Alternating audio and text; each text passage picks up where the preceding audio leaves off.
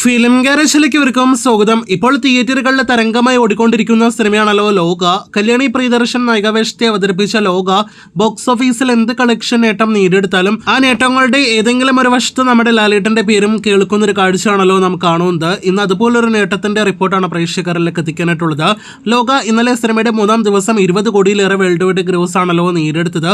ഇന്ന് ഞായറാഴ്ചയും 20 കോടിയിലേറെ വേൾഡ് വൈഡ് കളക്ഷൻ നേടിയെടുക്കുമെന്നാണ് പ്രതീക്ഷിക്കുന്നത്. എന്തായാലും ലോകയുടെ ഒരൊറ്റ ദിവസത്തെ മാത്രം 20 കോടിയിലധികം വേൾഡ് വൈഡ് കളക്ഷനോടെ കല്യാണി വലിയൊരു നേട്ടമാണ് നേടിയെടുത്തിരിക്കുന്നത്. കാരണം കല്യാണിയുടെ ലോകയ്ക്ക് മുന്നേ വരെ മലയാളത്തിൽ ലാലേട്ടന് മാത്രമായിരുന്നു ഒരൊറ്റ ദിവസം പല ദിവസങ്ങളിലായിട്ട് 20 കോടിയിലധികം വേൾഡ് വൈഡ് കളക്ഷനുള്ള സിനിമകൾ ഉണ്ടായിരുന്നത്.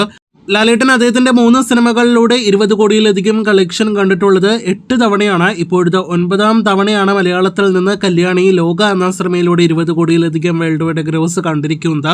ലാലേട്ടൻ 20 കോടിക്ക് അപ്പുറം വേൾഡ് വൈഡ് ഗ്രോസ് കളക്ഷൻ കണ്ട ആ 8 ദിവസങ്ങളിലേക്ക് വരികയാണെങ്കിൽ ആദ്യമായിട്ട് ഒരു മലയാളം സിനിമ 20 കോടിയിലധികം വേൾഡ് വൈഡ് ഗ്രോസ് കണ്ടത് മരക്കാർ എന്ന സിനിമയുടെ ആദ്യ ദിവസമായിരുന്നു. പിന്നെ എമ്പുരാൻ എന്ന സിനിമയുടെ ആദ്യ ദിവസം, എമ്പുരാൻ എന്ന സിനിമയുടെ 2-ാം ദിവസം, 3-ാം ദിവസം, 4-ാം ദിവസം, 5-ാം ദിവസം എല്ലാം തന്നെ 20 കോടിയിലധികം വേൾഡ് വൈഡ് ഗ്രോസ് കണ്ടിരുന്നു. തുടരും എന്ന സിനിമ ആ സിനിമയുടെ 2-ാം ദിവസവും 3-ാം ദിവസവും 20 കോടിയിലധികം കളക്ഷൻ കണ്ടിരുന്നു.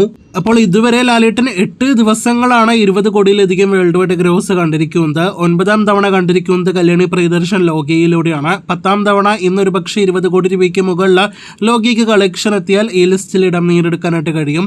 അപ്പോൾ മലയാള സിനിമയിൽ നിന്നും ഇതുവരെ ലാലേട്ടനും കല്യാണി പ്രിയദർശനും മാത്രമാണ് ഒരൊറ്റ ദിവസം മാത്രം 20 കോടി വേൾഡ് വൈഡ് ഗ്രോസ് കണ്ടിരിക്കുന്നത്. ബാക്കിയുള്ള നടന്മാർ, സൂപ്പർ താരങ്ങൾ, മെഗാസ്റ്റാർ എല്ലാം തന്നെ എവിടെ പോയി എന്നൊരു ചോദ്യത്തോടെ വീഡിയോ അവസാനിപ്പിക്കുന്നു.